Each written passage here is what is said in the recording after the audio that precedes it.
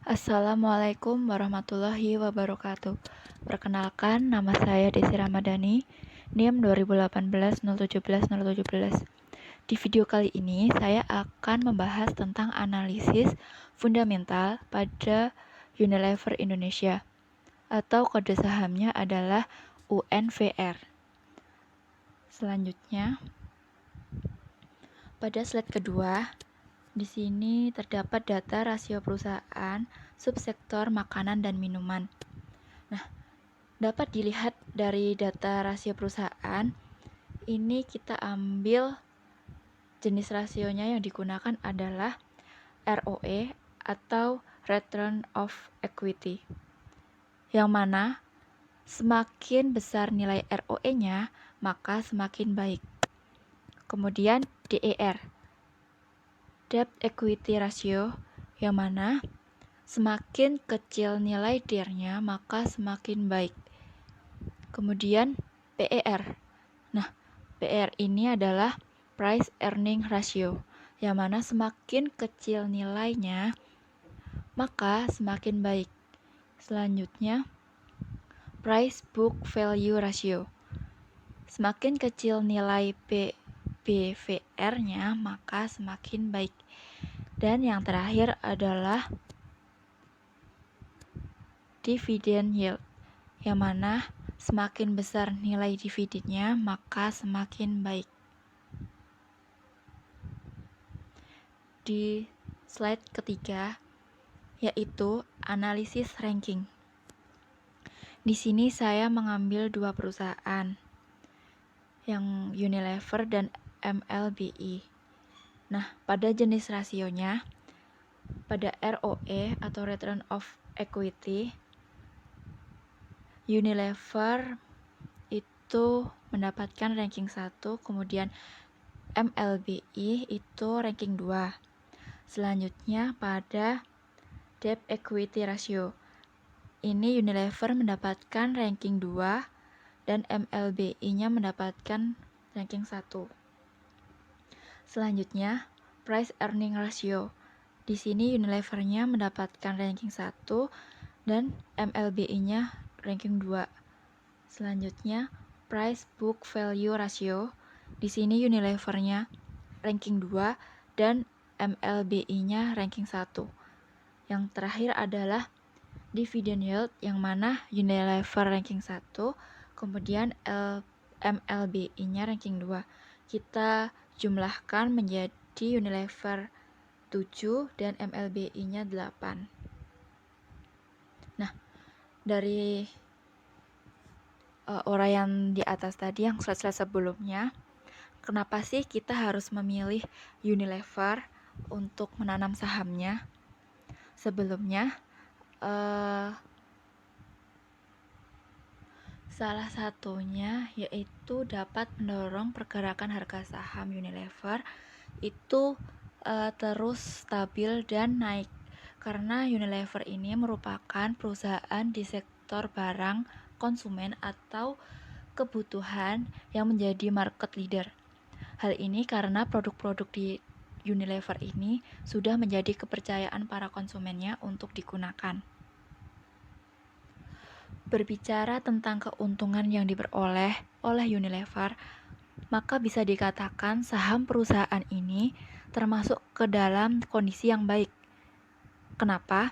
Karena Unilever berhasil membukukan revenue di kuartil 3 tahun 2019 sebesar 32,4 triliun, di mana tahun sebelumnya Unilever hanya dapat revenue di angka 31,5 triliun, lebih kecil 5,5 triliun. Selain itu, laba yang didapat Unilever pada kuartal 3 ini memang lebih kecil dibanding tahun sebelumnya, yaitu 5,5 triliun, dan tahun 2018 sebesar 7,3 triliun. Akan tetapi, revenue tersebut bisa menjadi acuhan dan sebagai alasan kenapa harus membeli saham di Unilever. Hal ini tentu dapat memproyeksikan pergerakan harga saham Unilever di masa yang akan datang. Selanjutnya yaitu profil Unilever Indonesia. Nah, Unilever Indonesia ini pertama kali didirikan pada 5 Desember 1933 dengan nama Livers Jet Fabriken N.V. Pada 22 Juli 1980, perusahaan berganti nama menjadi PT Unilever Indonesia dengan Akta No. 171 dari Notaris Nyi Kartini Muljadi SH. Perubahan nama pun kembali terjadi pada 30 Juni 1997 menjadi PT Unilever Tbk dengan Akta No. 92 Notaris Publik Bapak Modofir Hadi SH. Akta ini disetujui oleh Menteri Kehakiman dengan surat keputusan No. C2/1 049 HT 0101 TH 98 tahun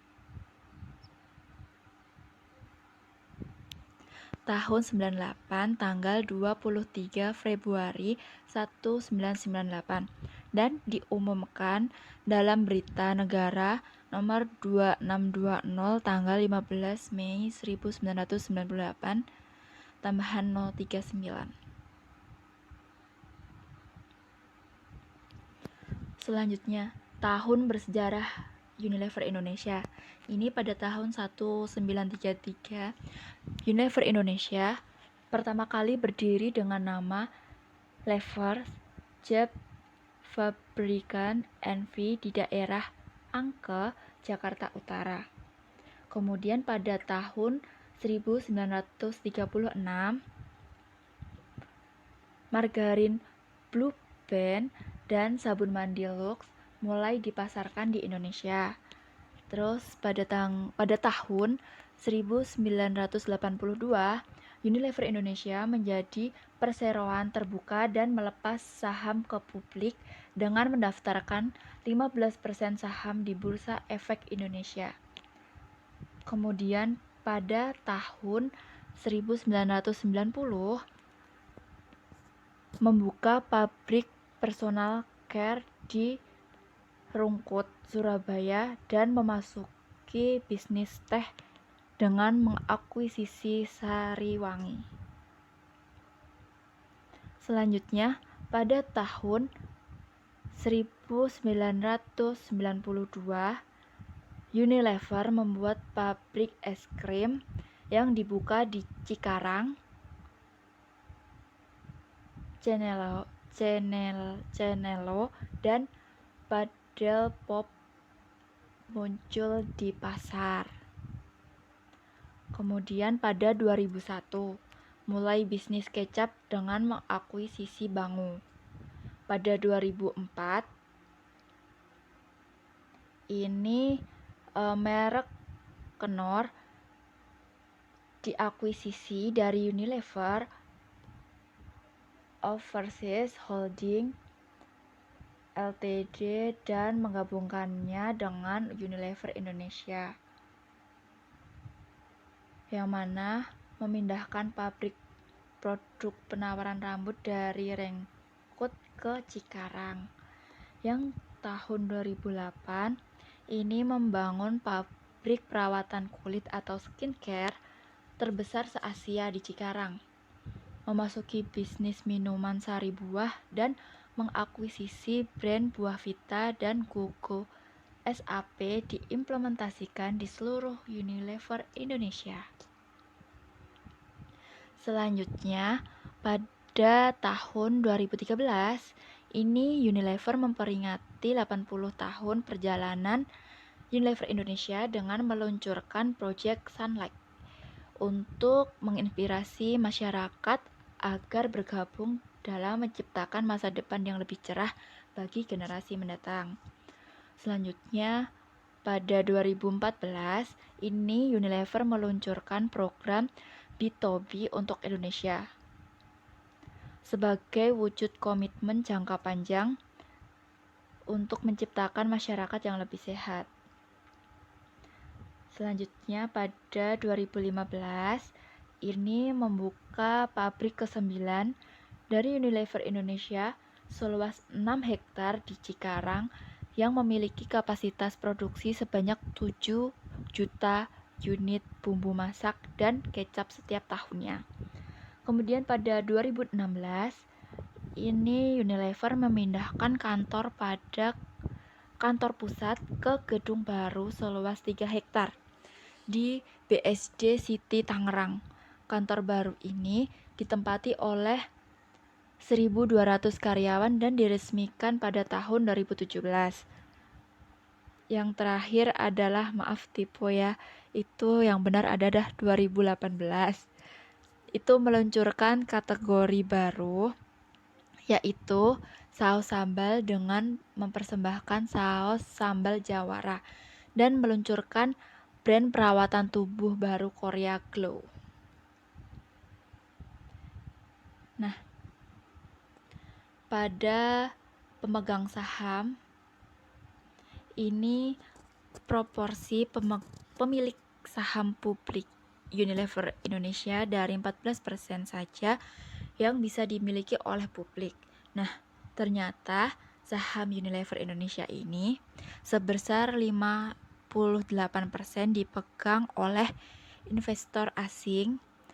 Jenis investor asing pemegang saham Unilever Indonesia hampir mirip dengan saham big cap lainnya. Nah, pemegang saham terbesar kategori asing untuk saham Unilever Indonesia adalah institusi reksadana. Untuk investor domestik, pemegang saham terbesar adalah dari kalangan institusi asuransi sebesar 43%.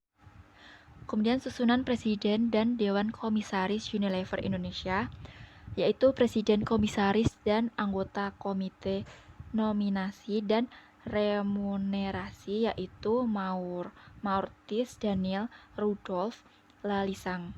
Yang selanjutnya adalah Komisaris Independen dan Ketua Komite Audit, yaitu Eri Firmansyah. Selanjutnya Komisaris Independennya adalah Hikmahanto Juwana, Alexander Rusli, dan Ignatius Jonan.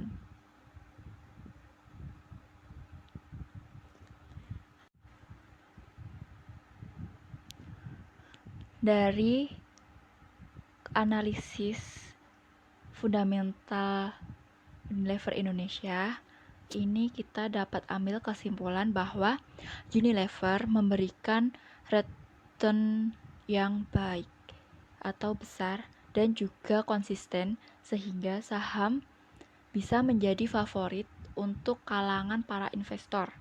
Kegiatan Unilever juga mencakup tentang pemasaran, distribusi barang dari berbagai jenis. Nah, investasi saham di Unilever ini sangat menjanjikan, dan Unilever juga sudah berdiri sejak lama. Sekian video dari saya. Wassalamualaikum warahmatullahi wabarakatuh.